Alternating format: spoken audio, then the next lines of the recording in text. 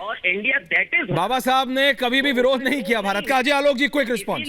दिव्यांशु जी आ रहा हूँ। इसीलिए मैं कह रहा हूँ नहीं प्रोफेसर साहब देखिए, देखिए आप प्रोफेसर हैं, क्यों कर रहे हैं? हाँ। वो सीधे तौर पर बाबा साहब का अपमान है, नहीं ये गलत है, क्योंकि इंडिया पर उनकी सहमति थी, आप उनको बेइज्जत कर रहे हैं। प्रोफेसर रविकांत जी, हाँ अजय जी बोलिए। प्रोफेसर रविकांत जी अपनी घृणा को बाबा साहब के कंधों पे डाल के इस देश पे थोपना चाहते हैं, जो संजीव जी से ठीक नहीं है।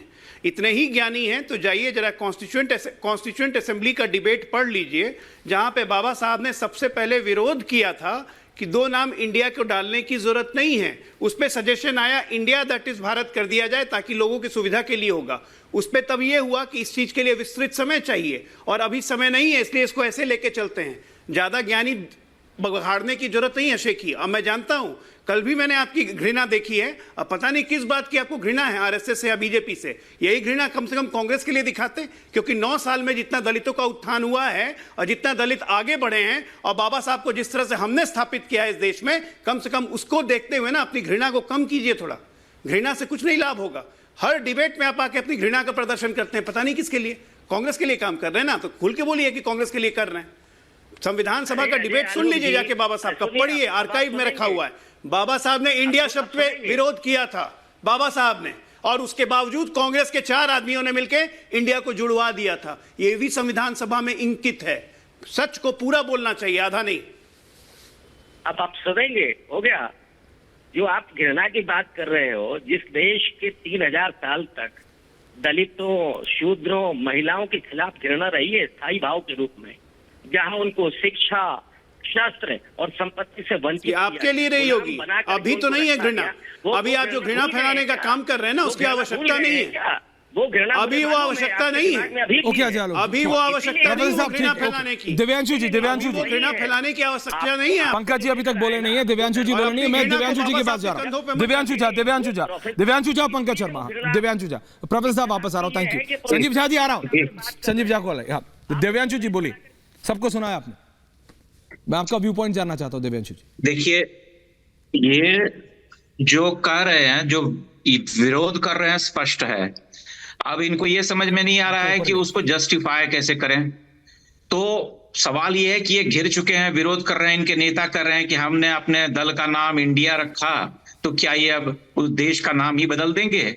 तो बात ये है कि इनको जस्टिफिकेशन मिल नहीं रहा है कि ये कैसे जस्टिफाई करें। दूसरी बात यह कि जिस देश में राष्ट्रगान में ही भारत भाग्य विधाता हो और जिसका गायन जो है हर आए दिन हम करते रहते हैं, तो उसको भी आप, उस पर भी आप आपत्ति जताइए। भारत किसी भी व्यक्ति का एक नाम होता है। जैसे यहाँ पर जो रविकांत जी बैठे हैं या कोई दूसरे व्यक्ति जो बैठे हैं, उनका भी एक नाम होगा, घर में पुकारने के कई अन्य नाम होंगे, लेकिन एक नाम जो स्थायी है, जो कि आधिकारिक तौर पर होता है, वही नाम चलता है। भारत देश है और हजारों वर्ष से भारत देश कहा जा रहा है, तो भारत को भारत कहने में भला क्या आपत्ति हो सकती है? और उसको इंडिया और भारत का ये कि नहीं, ये नाम बदला जा रहा है, इससे समस्या किसको है? यह पूरी तरह से स्पष्ट है। अब आप मुझे बताइए कि इसमें मनुस्मृति कहां से आ गई और 3000 वर्ष में दलित उत्पीड़न? संभवतः इन्होंने इतिहास तो ढंग से पढ़ा नहीं, कम से कम प्रोफेसर धर्मपाल आदि को ही पढ़ा होता तो समझ में आता कि 3000 वर्ष तो छोड़िए, जो 200 वर्ष पहले का ही इतिहास है, अंग्रेजों के आने के 100 वर्ष बाद का। उस समय ही भारत की स्थिति क्या थी और क्या दलितों की स्थिति थी, क्या शिक्षा व्यवस्था थी और क्या जाति व्यवस्था की जो संकल्पना थी, उसमें क्या स्वरूप था समाज का, किस तरह से वो जीता था, उसके बारे में इनको ठीक से पढ़ना चाहिए। लेकिन पढ़ते तो सिर्फ एक ही तरह की चीजें हैं और वही कहते हैं सिर्फ, लेकिन वो अभी विषय नहीं है। विषय ये है कि भारत शब्द लिखा है तो उस पर भला आपत्ति क्यों है? ये आपत्ति होनी ही क्यों चाहिए?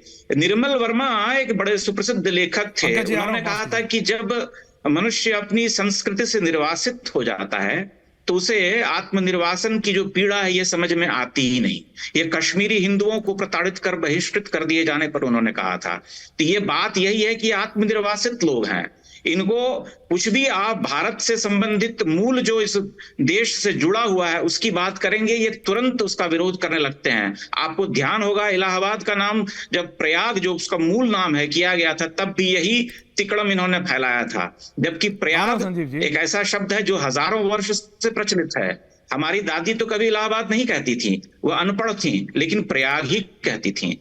तो बात वही है कि जो हमारी लोक चेतना में, हमारी स्मृति में बसा हुआ है, हम भला उसी का विरोध क्यों करते हैं, उसे ही उखाड़ देने पर क्यों उतारू हैं। Point taken.